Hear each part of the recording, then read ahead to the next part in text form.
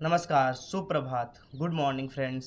स्वागत है आज के दूसरे श्लोक में, यानी कि भगवत गीता श्लोक नंबर 1.2 आपकी आत्मा के दृष्टिकोण से, यानी कि कॉन्शियसनेस के आधार पे। चलते हैं सीधा दूसरे श्लोक पे 1.2। दृष्टवा तु पांडवानिकं व्यूधम दुर्योधनस्तदा आचार्यमुपसंगमय राजा वचनमब्रीवित। यानी कि इसका अर्थ ये है, संजय बोले, तब दुर्योधन ने पांडवों की सेना को युद्ध के लिए तैयार देखा और वह अपने गुरु द्रोणाचार्य के पास गया और कुछ शब्द कहे। अब देखा जाए तो आत्मा के दृष्टिकोण से अगर इसकी सीख ली जाए तो आखिर इसकी सीख क्या है, ये इस श्लोक से आपको मालूम चलेगा। ये श्लोक हमारे भीतर के आंतरिक संघर्ष का प्रतीक है। ये हमारे गुरु कह रहे हैं, जो मेरे गुरु ने बताया है। दुर्योधन हमारी इच्छाओं, डिजायर्स का प्रतीक है। दुर्योधन क्या है? एक तरह का डिजायर्स का प्रतीक है, जो हमेशा क्या करता है? सत्ता, धन और बहुत ही सुख सुविधाओं के पीछे भागती रहती है। मतलब बाहरी अगर आंतरिक डिजायर्स, जो बाहरी इच्छाओं पे जो लोग भागते रहते हैं, वो क्या चीज़ों पर भागते हैं? सुख सुविधा, सत्ता, धन पालें, इस चीज़ों पर भागते रहते हैं। जब ये इच्छा बहुत अधिक हो जाती है तो ये हमें असुरक्षा और डर की ओर ढकेल देती है। अब कारण ये भी आता है लोगों के अंदर कि डर कहाँ से पैदा होता है, तो देख लो आप लोग, डर कहाँ से पैदा होता है। इसके विपरीत पांडव हमारी चेतना। पांडव क्या है? हमारी चेतना है, कॉन्शियसनेस है। क्या है? कॉन्शियसनेस का प्रतीक है, जो सत्य, धर्म, सेवा के लिए काम, परोपकार और आत्मिक ज्ञान का पालन करती है। अगर आपका कॉन्शियसनेस एक्टिवेट है तो आप सत्य, धर्म और सेवा के लिए हमेशा आप तत्पर रहेंगे। अब आगे देखते हैं। जब दुर्योधन इच्छाएं और पांडव चेतनाएं की शक्तियां को देखते हैं तो उसे अपनी असुरक्षा और अहंकार का एहसास होता है। क्या? दुर्योधन पांडव की चेतनाओं की शक्तियों को देखता है तो उससे क्या? असुरक्षा और अहंकार का एहसास होने लगता है। अगल बगल में आप देखते होंगे, यही सब तो आजकल चल रहे हैं। वह सीधे अपने गुरु द्रोणाचार्य के पास जाता है, जो हमारी बुद्धि का प्रतीक है। द्रोणाचार्य क्या है? जो हमारे बुद्धि के प्रतीक है। लेकिन एक ऐसी बुद्धि जो पूरी तरह से सही और गलत का अंतर नहीं समझ पाती। द्रोणाचार्य क्या थे? सही और गलत के पास उनके अंतर समझ नहीं पाती थी। लेकिन क्या था? और कभी कभी केवल हमारे अहंकार या भय का समर्थन करती है, यानी कि अहंकार और भय का। द्रोणाचार्य जैसी बुद्धि वह होती है जो हमारी इच्छाओं को सही या गलत भेद किए बिना बढ़ावा देती है। द्रोणाचार्य वाली जैसी जो आम लोगों की जो बुद्धि होती है, वो क्या होती है? सही या गलत का भेद में बढ़ावा देती है। मतलब दोनों में कोई भेद नहीं होता है। यह वो गुरु है जो हमें केवल उस समय की परिस्थिति में मार्गदर्शन देता है, लेकिन असली ज्ञान और आत्मिक विकास के प्रति उदासीन रहता है। लेकिन क्या होता है, अगर असली ज्ञान और आत्मिक विकास जब होगी तो उसके प्रति वो उदासीन हो जाते हैं। ध्यान दे, दुर्योधन और द्रोणाचार्य की यह कहानी हमें यह सिखाती है कि स्वयं की इच्छाओं के पीछे भागना और गलत सलाह लेने हमारे पतन का कारण बन सकता है। मतलब दुर्योधन और द्रोणाचार्य की यह कहानी से हमें यह सीख लेना चाहिए कि जो भी हम इच्छाओं के पीछे और गलत चीज़ों के पीछे अगर हम भागेंगे तो हमारे पतन का कारण होगा। चाहे वो हमारी आंतरिक हो और चाहे बाहरी हो, दोनों तरह से पतन होना ही होता है। अब कहानी के अंत में अगर हम देखें तो लिखा है, महाभारत की कथा कहती है कि जब दुर्योधन ने युद्ध भूमि पर पांडवों को विशाल सेना को देखा तो उसका अहंकार डगमगाने लगा। उसे यह महसूस हुआ कि उसकी सेना पांडवों की सेना से कमजोर है।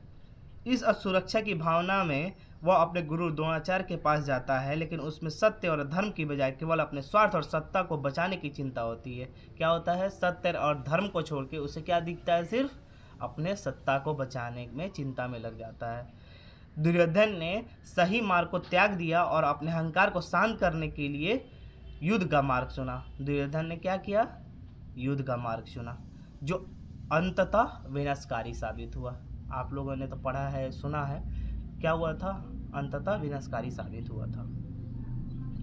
अब उदाहरण के रूप में देख लें, नोट के तौर पे देख लें, जो डायरेक्ट सेलिंग पे सर ने सेकंड श्लोक में बहुत पहले ही बता दिया है। तो देखेंगे, आम जीवन और डायरेक्ट सेलिंग इंडस्ट्री में भी कई लोग दुर्योधन की तरह अपने आसपास के सफल लोग और लीडर्स को देखकर असुरक्षित महसूस करते हैं। एकदम सही बात बोला है सर ने।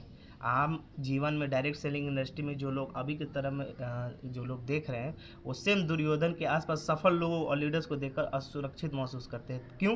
क्योंकि वो अपने सही पथ पर चलने की बजाय शॉर्टकट और चकाचौंध के पीछे भागने लगते हैं। क्या कि वही उनके मतलब शॉर्टकट के पीछे देख के वो क्या करते हैं, शॉर्टकट के पीछे भागने लगते हैं और चकाचौंध के पीछे भागने लगते हैं, मतलब सही रास्ते पर नहीं चल पाते हैं। कुछ नकली गुरु, अब आता है पॉइंट ना, कि नकली गुरु या कंपनियां उन्हें दिखावे से आकर्षित करती है। हाँ, ये चीज़ है कि कुछ नकली गुरु या कंपनियां उन्हें दिखावे से आकर्षित करती है और वे सही चुनाव करने के बजाय गुमराह हो जाते हैं। दिक्कत ये होती है कि सही कंपनी का वो चुनाव कर नहीं पाते हैं। उदाहरण में अगर और भी देखा जाए तो उदाहरण है, सर ने दिया है। आजकल कई लोग मंत्री, नेताओं या बड़े प्रभावशाली व्यक्तियों की शक्ति और धन से बहुत आकर्षित हो जाते हैं। वे उनके आगे पीछे घूमते हैं, अपनी आत्मसम्मान को खत्म करके उनके सामने झुक जाते हैं और उनके पक्ष में गलत फैसला भी ले लेते हैं। ये भी सही है। यह स्थिति दुर्योधन के उस कदम के समान है जब वो अपने अहंकार और सत्ता की सुरक्षा के लिए अपने गुरु के पास गया। यह लोग भी अपने स्वार्थ और शक्ति की लालसा में अपनी आत्मा और धन को त्याग देते हैं। ऐसे करते हुए वे अपने ही नहीं बल्कि समाज के भी विनाश का कारण बनते हैं। सेम यही हाल होता है दुर्योधन की तरह। फिर तीसरा उदाहरण है, कुछ लोग अपने कार्यस्थल पर बड़े अधिकारियों के सामने खुद को बहुत छोटा महसूस करते हैं। छोटा महसूस करने की कोई ज़रूरत नहीं है। वे उनके हर आदेश का पालन करते हैं, भले ही वह नैतिक रूप से गलत हो। जहाँ पे गलत हो वो गलत हो, गलत का साथ कभी नहीं देना चाहिए, सिर्फ इस डर से कहीं उनका कैरियर या नौकरी खतरे में ना पड़ जाए। डर ये होता है कि उनकी नौकरी खतरे में ना पड़ जाए। तो आखिर डरना किस बात का? किस चीज़ को हम पकड़े बैठे हैं? कोई यहाँ पे पकड़ने वाला चीज़ नहीं है। सब मटेरियलिस्टिक है, सब भ्रम है, भ्रम। आगे आने वाले समय में भ्रम के बारे में भी आप लोग जानोगे। यह भी दुर्योधन की उस मानसिकता का ही रूप है जब उसने पांडवों की सेना को देखकर अपने गुरु से सलाह ली, लेकिन उसकी असली प्रेरणा केवल डर और असुरक्षा थी। यही आप लोग की भी है, डर और असुरक्षा। ऐसे लोग अपनी आत्मा और मूल्यों के खिलाफ जाकर केवल अपने व्यक्तिगत लाभ के लिए गलत निर्णय लेते हैं। अगर आप व्यक्तिगत लाभ को सोच रहे हैं तो आप गलत निर्णय लेते हैं। जाते जाते सर ने एक लास्ट में हमेशा हर श्लोक में एक सेल्फ रिफ्लेक्शन टिप देंगे, यानी कि 700 श्लोक में 700 सेल्फ रिफ्लेक्शन टिप होगा आपके लिए। क्या है? क्या आप अपने जीवन में किसी भ्रम, आ गया ना, किसी भ्रम या सत्ता के मुंह में फंसे हुए हैं जो आपको सही राह से भटका रहा है? सवाल ये आपसे है। कैसे आप अपनी आत्मा की आवाज़ सुनकर सही मार्गदर्शन पा सकते हैं? इस पे आप ज़रूर कमेंट कीजिएगा। क्या आप भी किसी नेता, मंत्री, अधिकारी की शक्ति से प्रभावित होकर अपने नैतिक मूल्यों का त्याग कर रहे हैं? अपने लोभ में किसी मंत्री, अधिकारी के सामने नैतिक मूल्यों, आत्मिक बल को त्याग कर गुलामी कर रहे हैं? कैसे आप अपनी आत्मा से जुड़कर सही और धर्म के मार्ग पर चल सकते हैं? तो आज का दूसरा श्लोक का अर्थ, उदाहरण और सेल्फ रिफ्लेक्शन टिप आपको मिल चुका होगा। अगर ये वीडियो आपको अच्छा लगे तो लाइक करना, शेयर करना, और ऐसे किसी ने पूरा डिटेल से नहीं दिया होगा जो हमारे गुरु ने हमें दे रहे हैं। हर एक श्लोक का मतलब, अगर आपने मतलब जान गए ना आने वाले और 10 श्लोक में, तो इतना आपको मज़ा आएगा ना। मज़ा क्या, आप उस एहसास को और उस ज़िंदगी को जीने लगोगे।